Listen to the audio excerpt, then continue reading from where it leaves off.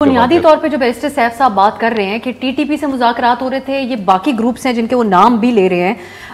وہ ڈیرہ اسماعیل خان کے گروپ کی بات کر رہے ہیں، سب کے وہ کہہ رہے ہیں وہ اس سے راضی نہیں تھے اگر سمپلی ہم عوام کے لیے سامنے رکھیں اور وہ یہ حملے کر رہے ہیں۔ حافظ گل بہادر کا فیکشن جو ہے وہ صرف وزیرستان میں ایکٹیو ہے، اس کے علاوہ ٹانک، ڈی آئی خان ان علاقوں میں ایکٹیو ہے۔ حافظ گل بہادر فیکشن کا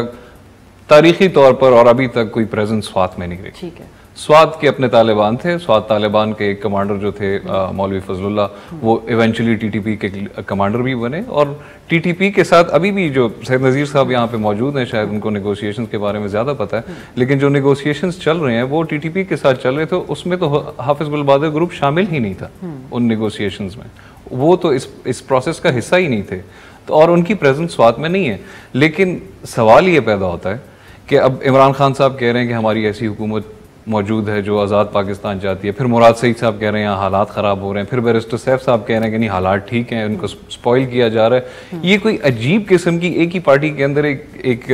بات چیت چل رہی ہے جس کی نہ سر ہے نہ پیر ہے، اور فار ایگزامپل آپ حالات کو کنٹرول کرنا چاہتے ہیں تو that also becomes the responsibility of the provincial government. اگر آپ کہتے ہیں کہ نہیں فوج کو واپس لے آئیں سوات میں،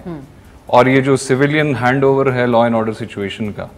اس کا مطلب یہ ہے کہ آپ یہ چاہتے ہیں کہ دوبارہ سے وہی ناکے لگیں، وہی چیک پوسٹ لگیں، اسی طرح کے لوگوں کے جو مسائل تھے ان چیک پوسٹ کے ساتھ، ان ناکوں کے ساتھ، فوج کی پریزنس کے ساتھ۔ فوج کو جب آپ پولیسنگ کے اختیارات دیتے ہیں سول ایریا میں تو وہ پھر اور طریقے سے وہاں پہ سیٹ اپ چلتا ہے۔ تو ہمیں تو یہ کوشش کرنی چاہیے تھی کہ جب یہ چیزیں سول حکومت کو، اور پچھلے آپ 2-3 سال میں دیکھیں سوات میں ٹورسٹ کا انفلکس شاید ریکارڈ ہائی تھا، بالکل رہا، بالکل، اور پی ٹی آئی نے بہت اس کو پھر جب آپ مزید بوسٹ بھی کیا۔ آپ مراد سعید صاحب کی تقریریں سنیں پارلیمنٹ کے اندر، جب وہ طاہر داوڑ صاحب کا انسیڈنٹ ہوا تھا، اس پہ مراد سعید صاحب نے کہا کہ ہم نے تو سوات کو امن کا گہوارہ بنا دیا۔ تو جب امن کا گہوارہ بن رہا ہوتا ہے تو آپ رسپانسبلٹی لے رہے ہوتے ہیں۔ انہوں نے اسمبلی میں یہ بھی کہا تھا کہ داوڑ صاحب جو ہے غلط ریپریزنٹیشن کر رہے ہیں۔ تو اگر حالات ٹھیک ہو رہے ہیں تو یہ میں کر رہا ہوں، لیکن اگر حالات خراب ہو رہے ہیں تو یہ کسی اور کی ذمہ داری ہے۔ اس بات سے آپ کی یہ تو ایک بات طے لگتی ہے کہ پی ٹی آئی کم از کم اس کے اوپر یہ بات نہیں کر سکتی جو اس وقت کرے۔ میں سر آپ کی طرف تفصیلی طور پہ آتی ہوں، سمر صاحبہ کیونکہ جلسے میں اس وقت موجود ہیں، ان کا ایک کامنٹ۔ سمر صاحبہ اگر آپ مجھے سن پا رہی ہیں، میں اب آپ سے صرف آپ کا جاننا چاہوں گی بطور، کیونکہ آپ لوگ بطور ایک پارٹی بھی وہاں پر شامل تھے، آپ کی لیڈرشپ، آپ کیا سمجھتی ہیں، اب وے آؤٹ آپ کیا سمجھتی ہیں کہ ماضی سے مختلف معاملہ کیا جائے وہاں کے عوام کے جذبات کو سمجھتے ہوئے، آپ کے اپنے جذبات کو دیکھتے ہوئے؟ سب سے پہلے تو کلیئرٹی ہو نا سچویشن پہ، ہمیں بتایا جائے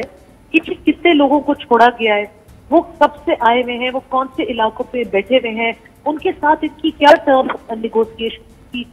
سارا پاکستان اور پورا Khyber Pakhtunkhwa, all political stakeholders, وہ کہتے ہیں انفارچونیٹلی اب میں آپ کو صحیح سے سن نہیں پا رہی، لیکن آپ کی بات ضرور ہمارے سامنے آ گئی ہے۔ سمر صاحبہ، آپ سمجھتی ہیں کہ کم از کم ایک کلیئرٹی تو دی جائے۔